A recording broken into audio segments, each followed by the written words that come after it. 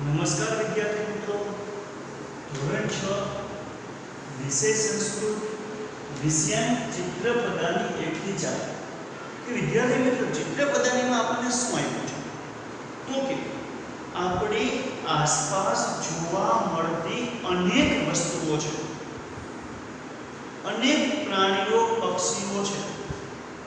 જે પ્રાણીઓ પક્ષીઓ કે અનેક વસ્તુઓ છે જેમાં આપણા ઘરમાં છે, આપણી શાળામાં છે, આપણે જ્યારે રસ્તા ઉપર જઈએ છીએ ત્યારે છે, કે આ બધી વસ્તુઓને આપણે સંસ્કૃતમાં શું કહેવાય, કઈ રીતના ઓળખાય એ આપણને બતાવવાનું છે. અને એ પણ ચિત્રપદાની ચિત્રોની સાથે. તો ચાલો વિદ્યાર્થી મિત્રો 1 થી 4 ચિત્રપદાની આપણે ચિત્ર એને સંસ્કૃતમાં શું કહેવાય અને ગુજરાતીમાં આપણે જાણીએ છીએ છતાં પણ આપણે ગુજરાતીમાં શું કહેવાય એ આપણે જોઈએ. તો ચાલો વિદ્યાર્થી મિત્રો આપણે ચિત્રની સમજ મેળવીએ. જો અહીં આપણને આ પહેલું ચિત્રપદાની 1 કે જેમાં અહીં આપણને જે ચિત્ર આપેલું છે, તમે ઘણા ચિત્રો જુઓ છો, એ ચિત્રમાં નીચે એનું નામ આપેલું છે અને એ નામને આપણે ગુજરાતીમાં પણ શું કહેવાય એ પણ જોશું અને હિન્દીમાં સંસ્કૃતમાં શું કહેવાય એનો પણ અભ્યાસ કરીશું. તો જુઓ અહીં આપણને ચિત્ર આપેલું છે, નીચે લખ્યું છે વૃષભ. દેખાય છે આપને? તો વૃષભ એટલે બળદ. અહીં આપણને બળદનું ચિત્ર આપેલું છે. પછી અહીં ચિત્ર આપેલું છે બીજું, તો બીજા ચિત્રમાં નીચે લખ્યું છે ગદર્ભ એટલે ગધેડો. તો અહીં આપણને ગધેડાનું ચિત્ર આપેલું તમને દેખાય છે. અહીં ત્રીજા ચિત્રમાં આપણે વાત કરી છે ઘેટાની. તો ઘેટાને સંસ્કૃતમાં શું કહેશું? મેષ. બોલો મારી સાથે, મેષ. મેષ એટલે ઘેટું. તો વૃષભ એટલે શું થાય? બળદ. ગદર્ભ એટલે ગધેડો. મેષ એટલે ઘેટું. આ તમારે મારી હારે લખવાનું છે. બાજુમાં ગુજરાતી હું બોલે જાઉં એમ તમે લખી જજો. એ વૃષભ એટલે બળદ, ગદર્ભ એટલે ગધેડો, મેષ એટલે ઘેટું. અહીં હવે આપણે આગળ વધીએ છીએ. તો નકુલ એટલે આ શેનું ચિત્ર આપ્યું છે? નોળિયો. શું થાય? નોળિયું. નકુલ એટલે નોળિયું. તમારે લખવાનું છે તમારી ચોપડીમાં બાજુમાં. લેસનમાં આવે તો આપણે 2 વસ્તુ લખવાની થશે. પછી અહીં આપણને સરસ મજાનો મોર આપેલો છે. તો મોરને સંસ્કૃતમાં શું કહેવાય? મયુરઃ.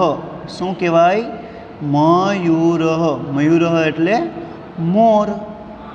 અહીં આપણને ચિત્ર આપ્યું છે કાગડાનું. તો કાગડાને કાકઃ એટલે કાગડો. શું લખશું બાજુમાં? કાગડો. પછી અહીં તાળું આપેલું છે. તો અહીં શું કહેવાય સંસ્કૃતમાં? એને સંસ્કૃતમાં તાલહ. શું કહેવાય?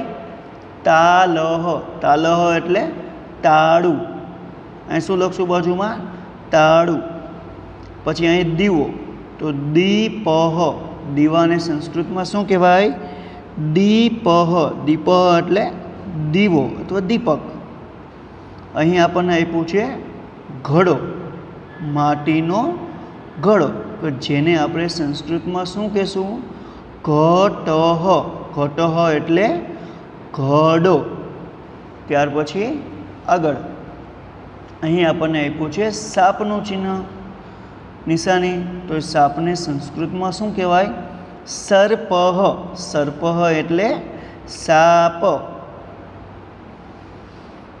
પછી આ ચિત્ર છે મગરનું. મગરને સંસ્કૃતમાં શું કહેવાય?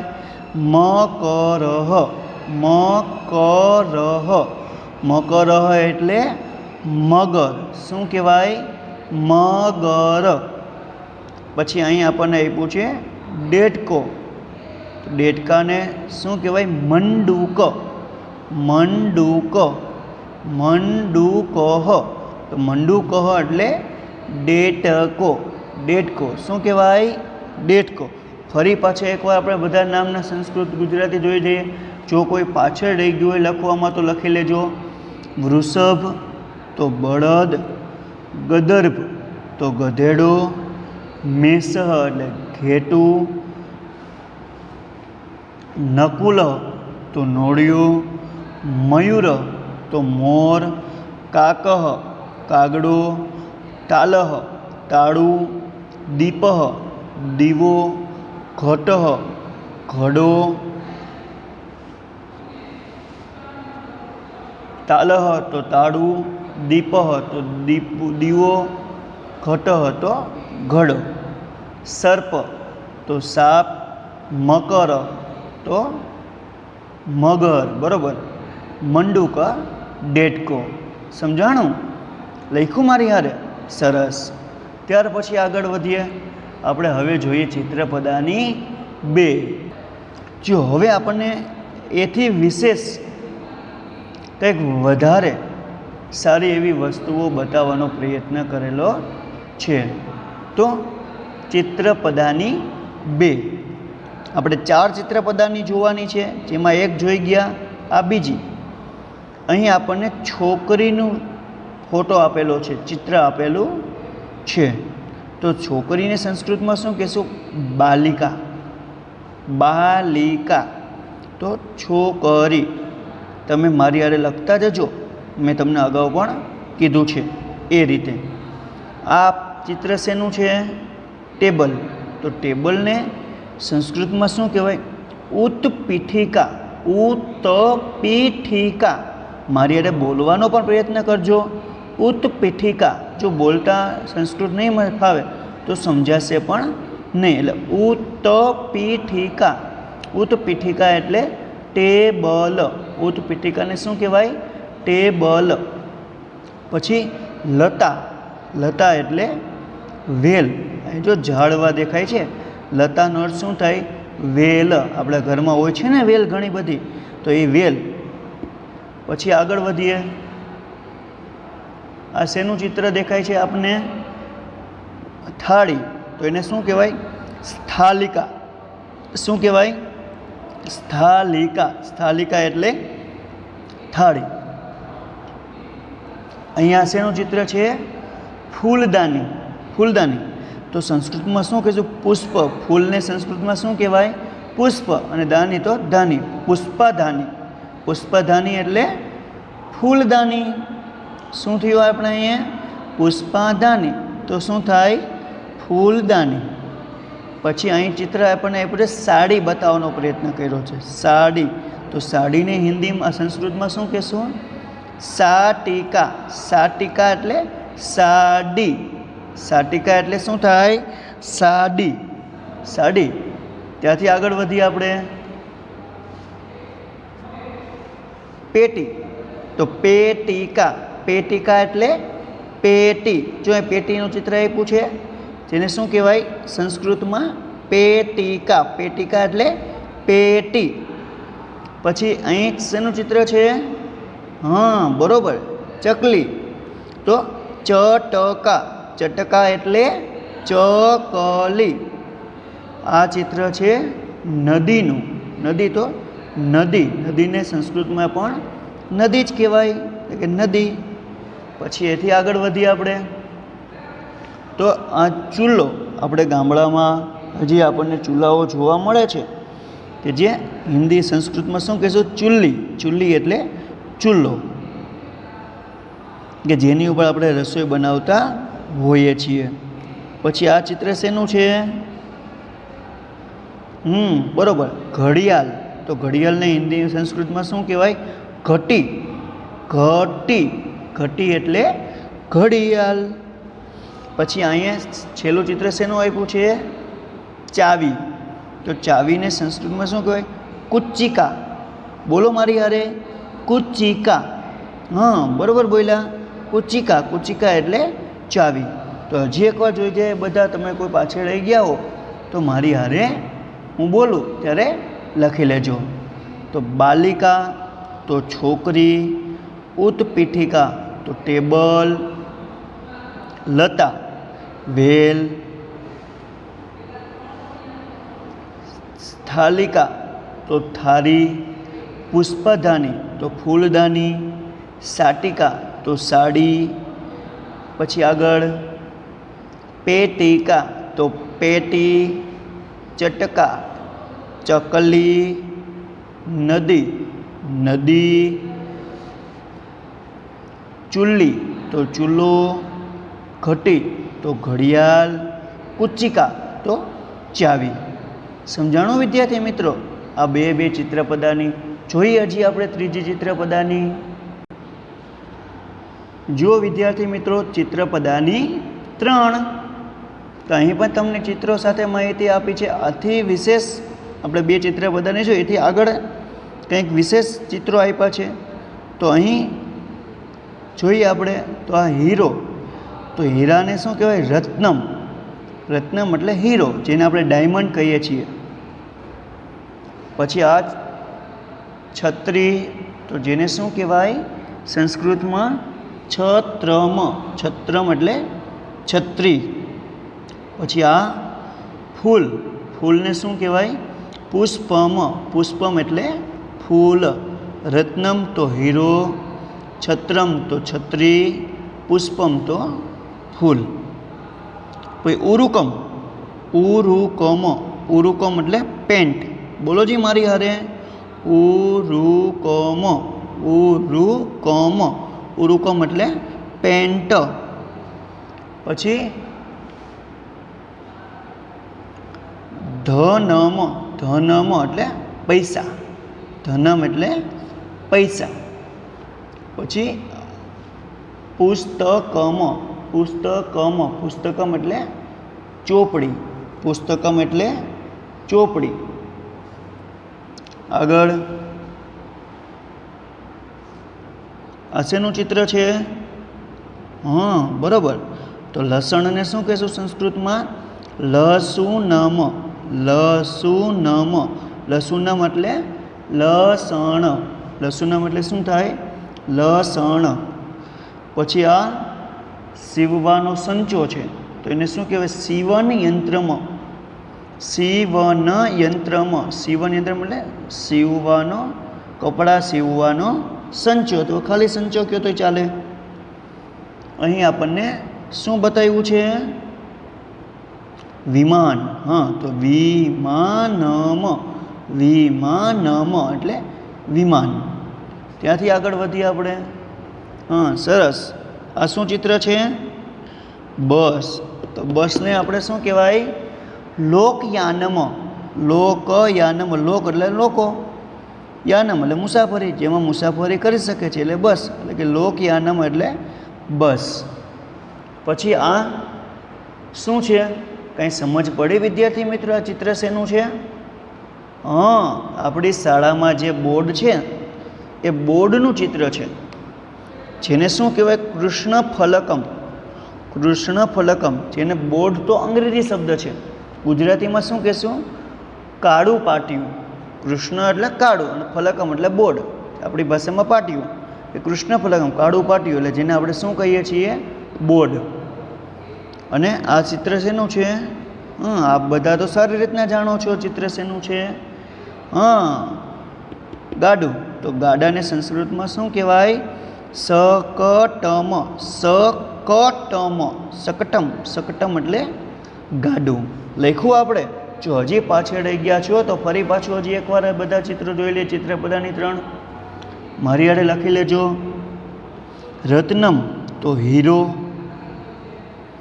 છત્રમ તો છત્રી, પુષ્પમ તો ફૂલ, ઉરુકમ. ઉરુકમ તો પેન્ટ, ધનમ તો પૈસા, પુસ્તકમ તો પુસ્તક અથવા ચોપડી, લસુનમ તો લસણ, સીવન યંત્રમ તો સંચો, વિમાનમ તો વિમાન, લોકયાનમ બસ, કૃષ્ણફલક બોર્ડ અથવા કાળું પાટિયું, અને શકટમ. શકટમ એટલે ગાડું. લખાણું ને વિદ્યાર્થી મિત્રો? સમજાય છે ને આપણને? હા બરાબર છે. તો હવે આપણે ચિત્રપદાની 3 પૂરી કર્યા પછી હવે જોઈએ ચિત્રપદાની 4. તો 4માં પણ આપણને અનેક વસ્તુઓ બતાવી જે આપણે ઉપયોગમાં લઈએ છીએ રોજ બરોજ. તો જોઈએ, આ શેનું ચિત્ર છે? પેન્સિલ. પેન્સિલને શું કહેવાય? અંકની. મારી હારે ના બોલજો, અંકની. તો વિદ્યાર્થી મિત્રો, જ્યારે આપણને આવી રીતના લખેલું હોય છે ત્યારે નીચલા અક્ષરનું ઉચ્ચારણ થાય. બોલાય કયો અક્ષર? એ નીચેલો અક્ષર જે છે તે અંકની. શું બોલાય? અંકની. અંકની એટલે પેન્સિલ. પછી આ પુસ્તક છે શ્રીમદ ભગવદ્ ગીતા, તો એને શું કહેવાય? ગ્રંથ. ગ્રંથ એટલે કોઈ પણ ધાર્મિક પુસ્તક હોય તો એને આપણે ગ્રંથ તરીકે ઓળખીએ છીએ. તો ગ્રંથ એટલે પુસ્તક અથવા ગ્રંથ. પછી આને તો તમે સારી રીતના ઓળખો છો, આભૂષણ. આભૂષણમ. આભૂષણમ એટલે ઘરેણાં. આ શું છે? ઘરેણું છે ને, ગળામાં પહેરવાની માળા છે ને, તો એને શું કહેવાય? ઘરેણાં. આભૂષણ એટલે ઘરેણાં. જોઈએ આગળ. આ શું છે? કરદીપ. કરદીપ તો લાઇટ, હાથ બત્તી. અને શું કહેવાય? હાથ બત્તી. કર એટલે હાથ અને દીપ એટલે પ્રકાશ, અંજવાળું. કરદીપ, હાથ બત્તી. આ શેનું ચિત્ર છે? ચમચી. ચમસ. ચમસ એટલે ચમચી. ચમસહ એટલે ચમચી. આને તો તમે ખૂબ જ સરસ રીતે ઓળખો છો, જેનો તમે કદાચ આપ લોકો ઉપયોગ પણ કરતા હશો ક્યારેક. લવિત્રમ. અને શું કહેવાય? લવિત્રમ. લવિત્રમ એટલે દાંતરડું. લવિત્રમને શું કહેવાય? દાંતરડું. એથી આગળ આ શું છે? કચરા ટોપલી. તો એને સંસ્કૃતમાં શું? અવકારિકા. અવકારિકા એટલે કચરા પેટી. કચરા પેટીને સંસ્કૃતમાં શું કહેશું? અવકરિકા. અવકરિકા એટલે કચરા પેટી. પછી આગળ આ શું છે? ન ખબર પડી આપને તો સાંભળો. સચ્ચિકા. સચ્ચિકા. બોલો મારી હારે. સચ્ચિકા. સચ્ચિકા એટલે ફાઇલ. શું છે એ? ફાઇલ. તમે તમારી પાસે ફાઇલ છે ને, રાખો છો ને બધા રિઝલ્ટ ને ટાઈમ ટેબલ ને એવું બધું સાચવીને, તો એને શું કહેવાય? ફાઇલ. ફાઇલને સંસ્કૃતમાં શું કહેવાય? સચ્ચિકા. સચ્ચિકા એટલે ફાઇલ. આ શું છે? કીડી. કીડીને શું કહેવાય? પીપીલિકા. પીપીલિકા એટલે કીડી. જોયું ને વિદ્યાર્થી મિત્રો, ઘણું જાણવા મળ્યું ને. આપણે ઘણા બધી વસ્તુ ઓળખતા હતા જ, પણ એને સંસ્કૃતમાં શું કહેવાય એની ખબર નહોતી. જે હવે આપણને શીખી ગયા, આપ સારી રીતે સમજી પણ ગયા. આ શું છે? કેલ્ક્યુલેટર. બરાબર ને? તો એને શું કહેવાય? ગણન યંત્ર. સંસ્કૃતમાં કેલ્ક્યુલેટરને શું કહેશું? ગણન યંત્ર. અહીં આ શું છે? ડોલ. ડોલને શું કહેવાય? દ્રોણી. દ્રોણી. બોલો મારી હારે. દ્રોણી. દ્રોણી એટલે ડોલ. આ શું છે? સ્વિચ. સ્વિચને શું કહેવાય? પીચ. પીચ એટલે પીજ. પીજ. પીજ એટલે સ્વિચ. ચાપ. આપણી ભાષામાં શું કહીએ એને? ચાપ. પીજ એટલે ચાપ. તો ચાલો હવે તમારે લખવાનું છે, તો તમે મારી હારે લખી લેજો. હું ફરી પાછું બોલું છું ત્યારે. ન લખવું હોય તો ખાસ લખજો. અંકની. અંકની એટલે પેન્સિલ. અંકની એટલે પેન્સિલ. ગ્રંથ. ગ્રંથ એટલે ગ્રંથ અથવા પુસ્તક. ગ્રંથ એટલે શું કર્યું આપણે? ગ્રંથ અથવા પુસ્તક. આભૂષણમ. આભૂષણમ ઘરેણાં. શું કહેવાય? ઘરેણાં. પછી કરદીપઃ. કરદીપઃ.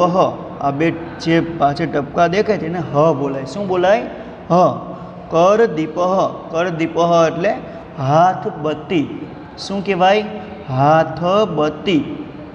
ચમસ. ચમસ એટલે ચમચી. શું કહેવાય? ચમચી. પછી લવિત્રમ, લવિત્રમ એટલે દાતરડું, દાતરડું લખો છો ને મારી યારે? હા, સરસ. પછી આગળ અહીં અવકારિકા, કચરા પેટી, અવકારિકા, અવકારિકા એટલે કચરા પેટી.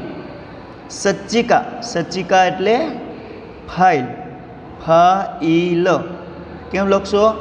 ફાઇલ, યલ નહીં, ફાઇલ. પીપીલિકા, પીપીલિકા એટલે કીડી, કીડી. એથી આગળ ગણન યંત્ર, ગણન યંત્ર એટલે કેલ્ક્યુલેટર લખો, કેલ્ક્યુલેટર. પછી દ્રોણી, શું કહેવાય? દ્રોણી, દ્રોણી એટલે ડોલ, ડોલ. અને પિજ્જ, પિજ્જ, પિજ્જ એટલે ચાપ અથવા સ્વિચ, પિજ્જ એટલે ચાપ અથવા સ્વિચ. લખાઈ ગયું? હા, તો સરસ. આપણને 4 ચિત્રપદાની સમજાણી. તો હવે અહીં આપણે ચિત્રપદાની પૂર્ણ કરીએ છીએ. તો વિદ્યાર્થી મિત્રો, લેસનની અંદર સંસ્કૃત પાઠ્યપુસ્તકમાંથી ચિત્રપદાની 1 થી 4, જે આપણે 1 થી 4 સમજીએ છીએ, એના શબ્દો સંસ્કૃત અને ગુજરાતી બંનેમાં તમારે હોમવર્કમાં લખવાના છે, સારા અક્ષર, અને સમજવાના છે અને યાદ રાખવાના પણ છે. તો 4 ચિત્રપદાનીના શબ્દો છે એ આપણે વ્યવસ્થિત સારા અક્ષરે સંસ્કૃત અને ગુજરાતી જેમ શબ્દાર્થ લખતા હોઈએ એ રીતે વ્યવસ્થિત લખી અને પાકા કરવાના છે.